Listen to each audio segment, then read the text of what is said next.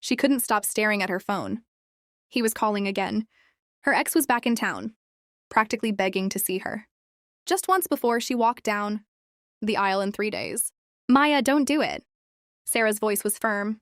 Ethan is everything you've ever wanted. Why are you even entertaining this? But Jessica had a different opinion. Oh, come on.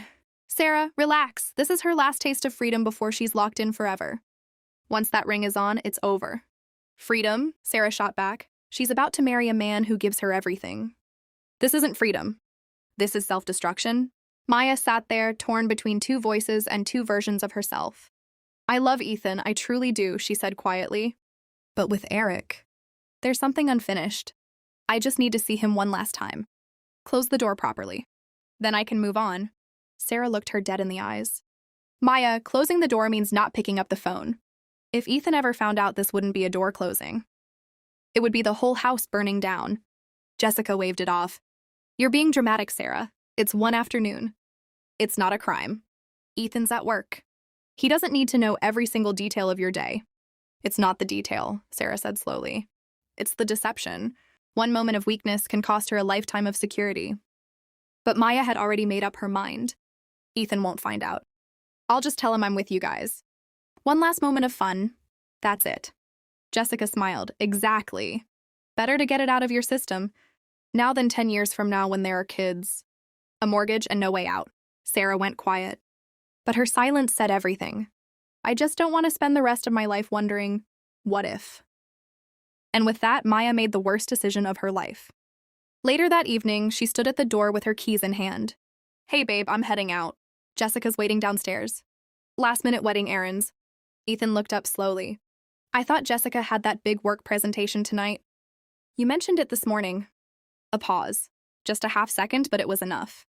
Oh, right. No, she canceled it. Wait. Did I say Jessica? I meant Sarah. Sarah's the one waiting.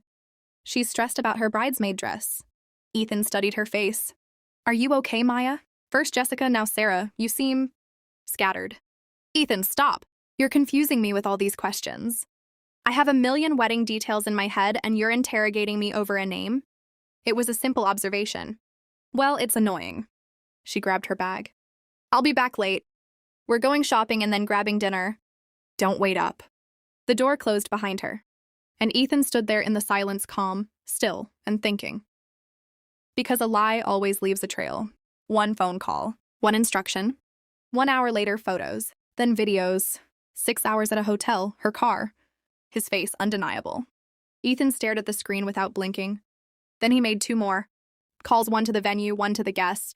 By the time Maya walked back through that door, wearing the same smile she left with everything had already been dismantled.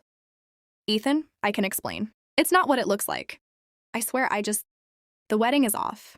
His voice was steady, quiet, almost frighteningly calm. I've already notified the guests and the venue. The deposits are gone. But I consider that a small price to pay for my freedom. Ethan, please.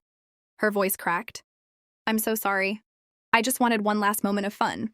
It meant nothing. He's just a ghost from my past, I swear. Fun. He repeated the word like it tasted strange. You think shattering someone's trust is entertainment? You could have gone dancing with your friends. You could have laughed all night, celebrated, enjoyed yourself. Instead, you chose a hotel bed with another man. I love you. I don't know what came over me. I was scared of commitment. I panicked, please. Think about the families, the guests. What are people going to say? He looked at her not with rage, but with something colder.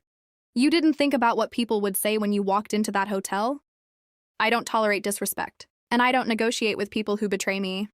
He picked up his jacket. This is over, Maya. There is no middle ground. But where am I supposed to go? I have nowhere, please. I'm going for a walk to clear my head. When I come back, I expect this house to be empty. Pack what you can carry. Don't let me find you here. The door closed again. This time for good. She called Jessica first, desperate, shaking. Jessica, please. Eric blocked my number and left town this morning. He's gone. Ethan ended it. My parents can't find out why the wedding was canceled. Please, just let me stay with you for a few days. A long pause on the other end. Actually, my rent is due and I'm moving in with my boyfriend tomorrow. He said no guests. There's no room, Maya. I can't risk my relationship because of your choices. Jessica, you told me to go. You said it was okay. I gave you an option. I didn't force you. You're a grown woman. If I told you to jump off a bridge, would you? Don't blame me for your decisions. The line went dead. She sat on the curb, alone, the wedding dress still hanging in that apartment. She could no longer enter. One text came through. From Sarah. You can stay at my place. Come over. The one person who tried to warn her was the only one left standing beside her. A man who truly values himself never stays where he is disrespected. We are often so afraid of the pain of walking away that we forget the slow, silent agony of staying with someone who has no character. Loneliness chosen with dignity is a sanctuary. It is infinitely better than a home built on lies. To every man listening to this, never build your life on an unstable foundation. If she betrays you before the vows are even spoken, she has already shown you exactly who she is. Character is not something people develop after the wedding. It is something they either have or they don't. A man of standards does not seek revenge. He seeks distance. He seeks peace. He removes himself quietly and completely and never looks back. She chose one last moment with him, so give her a lifetime without you. Because at the end of the day, the only loyalty that will never abandon you is your loyalty to yourself.